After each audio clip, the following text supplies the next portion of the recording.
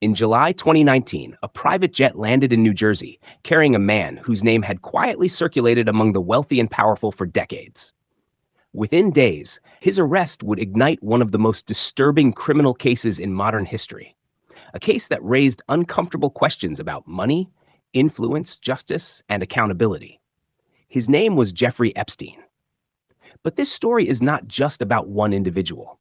It is about power, how it operates behind closed doors, how it protects itself, and how sometimes it fails. Tonight, we're looking beyond the headlines to understand what the so-called Epstein files actually are, what investigators uncovered, what remains debated, and why this case continues to echo years later. Because when a scandal touches finance, politics, royalty, academia, and global elites, the world pays attention. Pause. To understand how this case became so large, we first have to understand the man at the center of it. Jeffrey Epstein presented himself as a successful financier.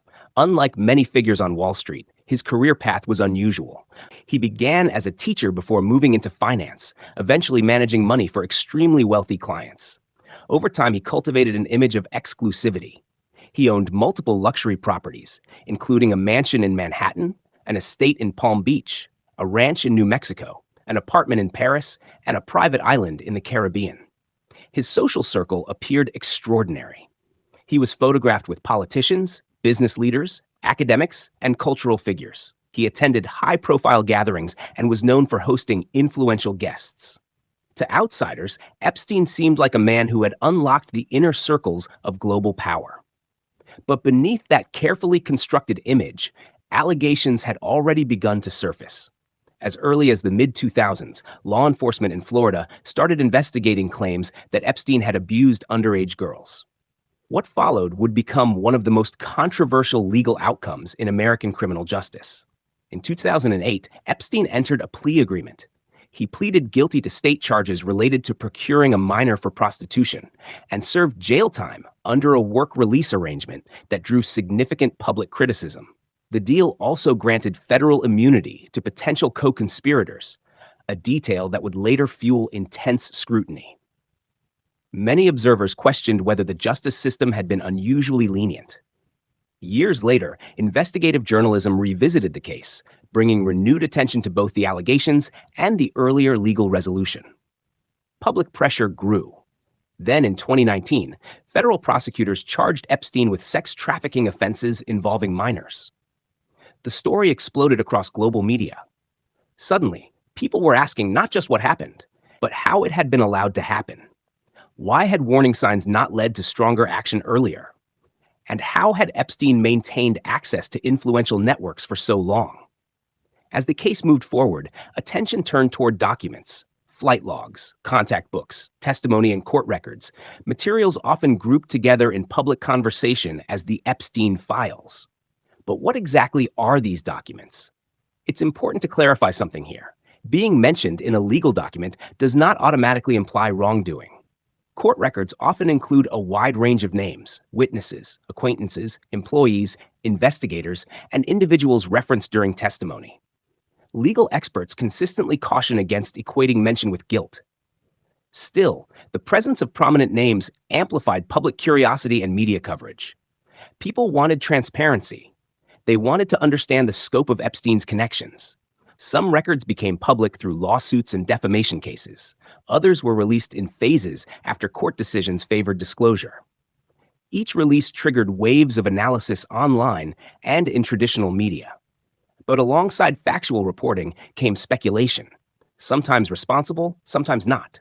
This is where the story becomes more complex, because high-profile cases tend to attract narratives that stretch beyond verified evidence. Separating documented fact from rumor became an ongoing challenge for both journalists and the public. Yet amid the noise, several themes remained clear. Investigators and prosecutors described a pattern of alleged abuse involving vulnerable victims. Advocates emphasized the importance of listening to survivors and improving institutional safeguards. Legal scholars examined how prosecutorial discretion and plea negotiations can shape outcomes in major cases. And the broader public began debating whether wealth and influence can create uneven accountability. Then, in August 2019, the case took another shocking turn. Jeffrey Epstein was found dead in his jail cell while awaiting trial. Authorities ruled the death a suicide. But the circumstances, including reported security lapses, prompted widespread concern and multiple investigations into jail procedures.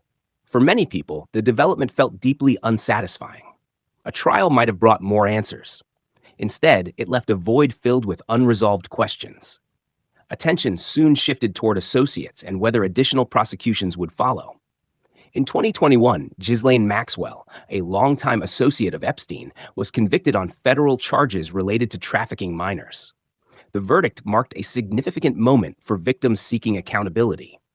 Yet public interest in the larger network never fully faded. Why does this case continue to resonate so strongly? Partly because it intersects with larger societal issues. The relationship between wealth and power, the responsibilities of institutions, the protection of minors, the role of investigative journalism, and the ways public pressure can influence legal momentum.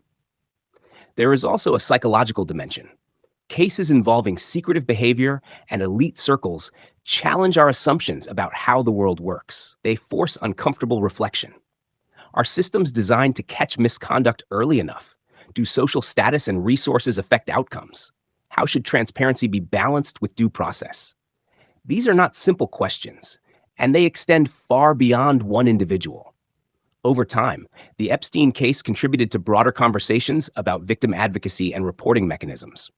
Organizations strengthened policies. Some institutions reviewed past associations. Newsrooms invested more heavily in investigative reporting. While no single case can solve systemic problems, moments like these often accelerate reform. Still, the public appetite for clarity remains strong.